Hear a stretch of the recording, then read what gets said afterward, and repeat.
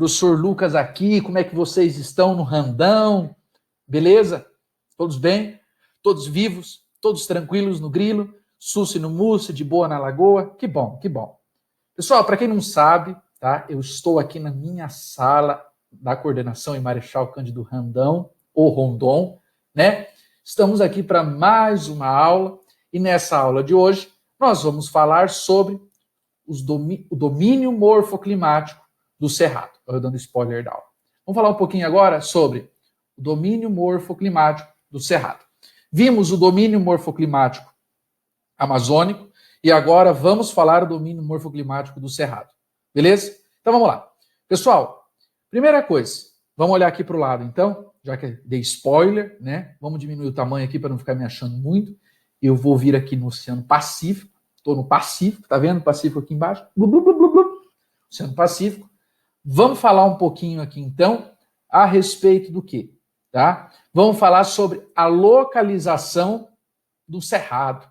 Vamos vir aqui até o Cerrado, Cerrado de Manhinha, vou ficar aqui embaixo de Cerrado. Cerrado. O Cerrado, tá, apresenta características muito específicas. Esse domínio morfoclimático aqui apresenta características muito específicas que não é uma característica que nós encontramos em outras regiões do Brasil. Porém, nós encontramos essa mesma característica muito parecida na savana africana. A savana africana é uma característica do quê? Do Cerrado brasileiro. Então, a savana africana, onde ficam os leões, o leão, e onde está aqui no Brasil, é o que nós chamamos de Cerrado. Beleza? Então, para a gente começar aí, para a gente entendendo a respeito. Pessoal, vão aparecer duas setas aí, uma em riba e a outra embaixo, e nessas setas eu vou migrar enquanto aparece. Vocês estão vendo aqui. Olha só. Gente, que legal, né? Cerrado. Esse é o nosso querido, o nosso estimado, o nosso santo Cerrado, tá? É esse aí onde está sendo marcado em amarelo no mapa, aqui ao lado, tá? No Cerrado brasileiro, nós vamos observar algumas características bem específicas desse lugar.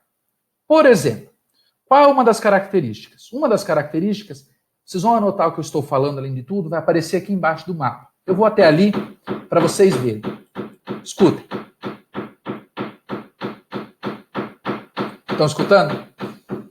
Estão reformando o salão paroquial, colocando o piso e tudo mais. E microfone, aquela coisa toda. Eu preciso gravar essa aula hoje, por isso está acontecendo isso. Mas vamos lá. Quero que vocês anotem que eu vou colocar aqui embaixo. Primeiro, uma das características do Cerrado. Vamos lá. Uma dessas características é o quê? É, primeira, parecido com a savana. É parecido com a savana ou é a savana brasileira, tá? Eu quero que vocês observem também a presença de arbustos e árvores retorcidas, tá? Então a gente anota aqui que são arbustos e árvores retorcidas. Pessoal, peço desculpas pela minha letra, mas é que aqui nesse programa não fica legal a letra, tá? Ou se fosse outro programa, a letra ficaria bem redondinha. Então eu tenho, parecido com a savana, arbustos e árvores retorcidas, e eu tenho duas estações, tá? Lembra quais são as estações que eu tenho? Eu tenho um verão quente e chuvoso e um inverno quente e seco. É o climograma que vai aparecer aqui ao lado, certo? Vou viajar até o climograma com vocês, para vocês darem uma olhada aqui. Tá vendo o climograma ali? Que bom. Olha ali. Nesse climograma eu tenho o quê? Eu tenho uma média da temperatura. Qual que é essa média da temperatura que eu tenho? Observe. Observem que nos meses de janeiro... Ixi, vai estar muito aqui embaixo, eu acho que eu não vou conseguir desenhar. Nos meses de janeiro, fevereiro, março, depois eu tenho lá outubro, ó, novembro e dezembro, eu tenho um período do ano em que é o período que nós chamamos de período chuvoso, um verão quente e úmido, tá? Verão quente e chuvoso. Quando eu estou falando do inverno, olha aqui os meses de abril, maio, junho, julho, agosto, julho e agosto, os meses mais secos. Esses meses mais secos, eles são propícios para a queimada, tá? Então vai acontecer aqui, ó, nos meses secos, eu tenho maior ou mais índice de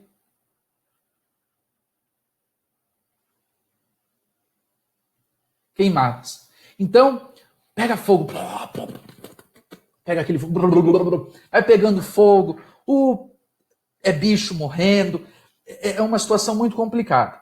Mas o que eu quero dizer para vocês é que é natural do cerrado. A vegetação de um cerrado ou de uma savana, a tendência é que nesses períodos de maior seca, a incidência de queimadas é maior, assim como acontece também nos Estados Unidos, principalmente na região da Flórida, Califórnia, tá? São regiões mais secas, então é propício ser um índice maior de queimadas, certo? Então eu estou falando de uma região de um clima tropical continental. Então o cerrado é influenciado principalmente por um clima tropical continental. Lembram qual que é a regra do tropical continental? 2 estações bem definidas, uma quente e chuvosa, outra quente e seca, certo? Nesse caso aqui, quando eu estou falando ainda do cerrado, eu estou falando de uma vegetação... Ah, meu Deus, é isso mesmo. Eu estou falando dessa vegetação que nós estamos aqui, certo? Eu vou aumentar aqui porque eu quero ficar maior, porque eu sou professor, eu faço o que eu quero, lógico, é a lógica do sistema. Se vocês olharem aqui ao lado, isso é um chapadão. Quer ver? Vai aparecer uma linha vermelha ali. Tá vendo o formato? Olha esse formato reto. Isso aqui é uma chapada. Tá? Então, ó, é um relevo de chapada. Olha a chapada aqui.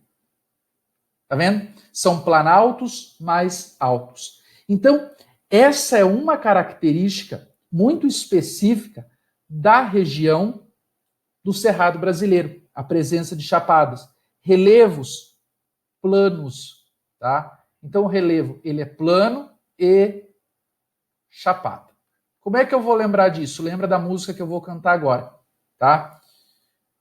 Planalto Central do Brasil. É onde está localizado, por exemplo, Brasília, tá? Brasília está localizada em uma região de chapada. Planalto Central. O que é Brasília mesmo? É a capital da República.